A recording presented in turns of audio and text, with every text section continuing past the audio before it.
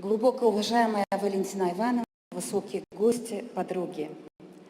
Очень почетно и радостно приветствовать вас сегодня с трибуны уже третьего Евразийского форума женщин. Начавшись по вашей инициативе, многоуважаемая Валентина Ивановна, форум стал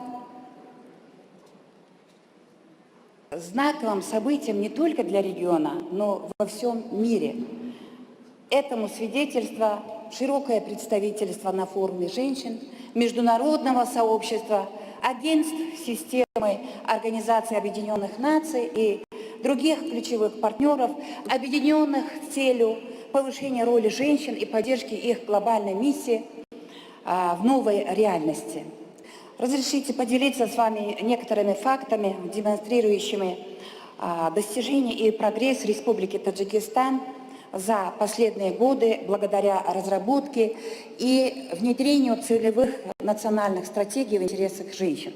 Прежде всего, выросло представительство женщин в парламенте нашей страны на руководящих постах во всех министерствах и ведомствах, в бизнесе и предпринимательстве. Так и доля женщин в парламенте выросла с 2% в 2001 году до 28% в 2020 году. В 2000 году в Кабинете министров была только одна женщина, в 2020 году их трое, и в том числе женщина-вице-премьер. В 2008 году только 10% женщин были лидерами частного сектора. Сегодня эта цифра достигла 25%. Это лишь несколько цифр, отражающих результаты последовательного осуществления политики нашего президента, основателя мира и согласия, лидера нации, уважаемого Эмомали Рахмона, и правительства страны по продвижению роли женщин в обществе. В частности, осуществлялись программы президентских грантов женщинам-предпринимателям, президентская стипендия девочкам из отдаленных районов, отбора, подготовки и продвижения на руководящие позиции одаренных девушек и женщин. Знаменательно, что в этом году, в текущем году, в марте, была принята очередная, третья стратегия активизации роли женщин, которая подкреплена конкретным национальным планом действий.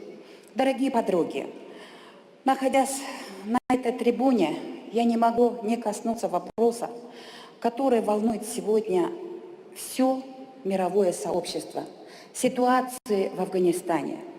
Уверена, каждая из присутствующих женщин испытала потрясение, недавние события, которые показали, насколько уязвимы женщины и девочки даже в современном мире. Сегодня положение женщин в Афганистане требует немедленного вмешательства международного сообщества. И мы не имеем права закрывать глаза на нарушение прав женщин, особенно в тех случаях, когда игнорируются права женщин на образование, на работу и активизация и активное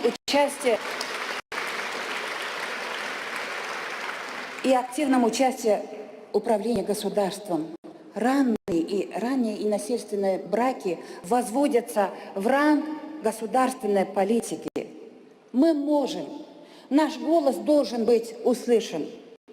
Завершая свое выступление, хочу обратиться к вам словами первой женщины, дважды лауреата Нобелевской премии Марии Складовской-Кюри. We must have perseverance and above all confidence in ourselves. Мы должны быть уверены в себе, и мы должны верить в то, что у нас есть дар к развитию, и именно этого мы должны достичь. И прежде всего верить в себя. Мы должны верить, что мы одарены чем-то, и эта цель должна быть достигнута. Сегодня энергетика этого зала заполнена вами, женщинами, лидерами со всего мира, внушает мне твердую уверенность, что все может быть достигнуто. Достигнуто для себя и для тех женщин и девочек мира, кто ждет нашей помощи, поддержки и понимания. Благодарю за внимание.